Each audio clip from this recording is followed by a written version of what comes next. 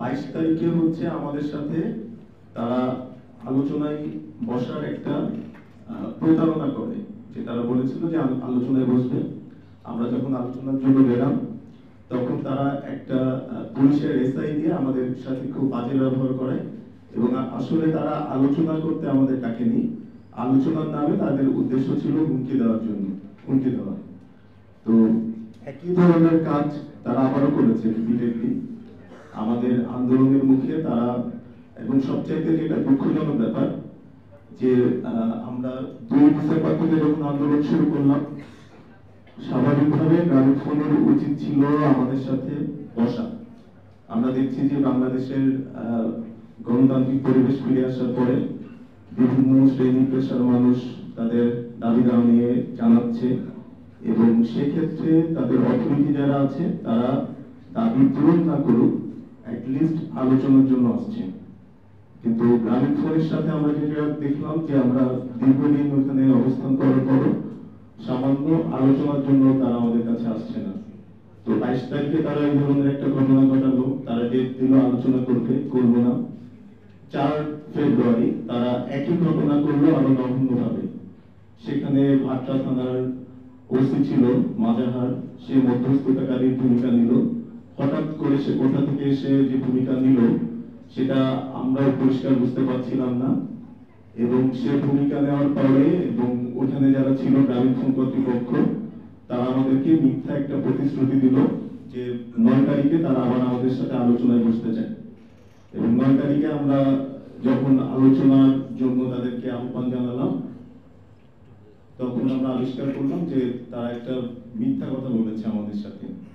এখন আপনি যে কোশ্চেনটা করেছেন যে এরপরে আমরা কি করতে চাই, আমরা এরপরে আমরা এখানে অবস্থান নিলে এখন যেটা করছে গ্রামীণফোন, সেটা হচ্ছে প্রচন্ড অগণতান্ত্রিক একটা আচরণ করছে।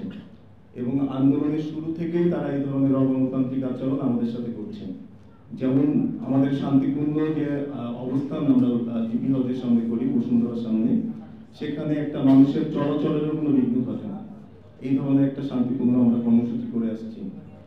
এবং কর্মসূচি শেষে আমাদের যে ব্যানার ফেস্টুন, এটা আমরা বসুন্ধরার একটা বাড়িতে রাখি জিপি হাউসের সামনে। তারা জিপি হাউস থেকে গিয়ে তাদের সিকিউরিটির লোকজন গিয়ে সেখানে হুমকি দিয়ে এসছে যে এই ধরনের ব্যানার ফেস্টুন রাখা যাবে না, কতটা অগণতান্ত্রিক। এবং আমাদের সাথে বারবার মিথ্যাচার করছে তারা আলোচনার নামে। গ্রামীণফোন কিন্তু তাদের যে ভ্যালুজের কথা বলে, সেখানে একটা কথা বলে যে কি প্রমিসেস, হ্যাঁ, যে আপনার প্রতিজ্ঞা আপনি রক্ষা করেন, এই ধরনের একটা কথা বলে। কিন্তু তারা আমাদের সাথে বারবার এই প্রতিজ্ঞা ভঙ্গ করছে। এবং আমরা এরপরও শান্তিপূর্ণ আছি, আমরা কোনো ধরনের এক্সট্রিম কোনো কর্মসূচি নিচ্ছি না। আমরা জাস্ট এখন যেটা সমস্যা হচ্ছে, আমরা প্রেস ক্লাবে আসতে বাধ্য হয়েছি, তার অন্যতম একটা প্রধান কারণ হচ্ছে গ্রামীণফোন পুলিশ দিয়ে আমাদের গ্রামীণফোন অফিসের সামনে দাঁড়াতেই দিচ্ছে না, যেটা একটা গণতান্ত্রিক বাংলাদেশে একটা অস্বাভাবিক ব্যাপার।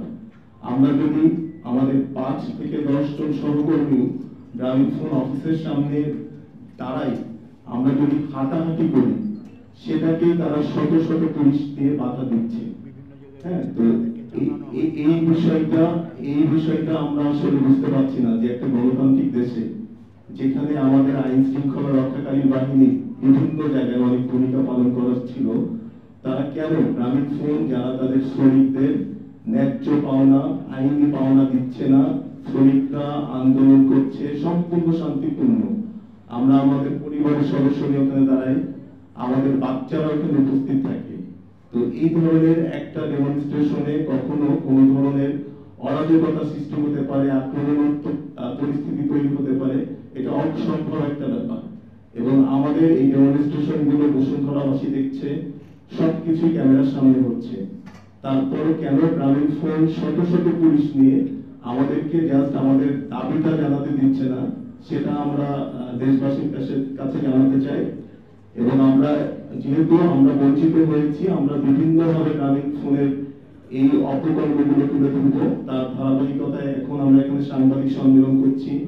আমরা অলরেডি সরকারের বিভিন্ন ঊর্ধ্বতন কর্তৃপক্ষকে জানিয়েছি, আমরা প্রধান উপদেষ্টাকে স্মারকলিপি দিয়েছি, শ্রম উপদেষ্টাকে দিয়েছি, স্বরাষ্ট্র উপদেষ্টাকে দিয়েছি।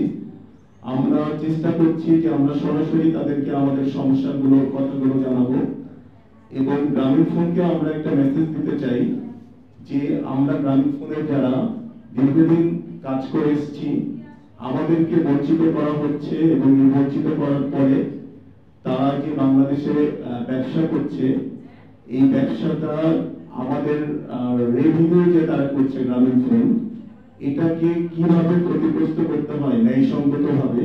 আমরা যেহেতু গ্রামীণ ফোনের কর্মী ছিলাম, আমরা খুব ভালোভাবেই জানি আমরা ন্যায়সঙ্গত ভাবে গ্রামীণ ফোনে যে রেভিনিউ করছে সেটাকে আইনগত ভাবে বিভিন্ন ভাবে, যেহেতু আমাদের বঞ্চিত করা হয়েছে, আমাদের ন্যায্য পাওনা দেওয়া হচ্ছে না, তো আইনসঙ্গত ভাবেই তারা বাংলাদেশে যে ব্যবসা পরিচালনা করছে, এই ব্যবসা পরিচালনা করার ক্ষেত্রে তাদের রেভিনিউ হ্যাম্পার করার জন্য আমরা আইনসঙ্গত ভাবে যে কাজগুলো করতে পারি সেগুলো নিয়ে আমরা চিন্তা ভাবনা করছি, ভবিষ্যতে সেগুলো করবো। ধন্যবাদ।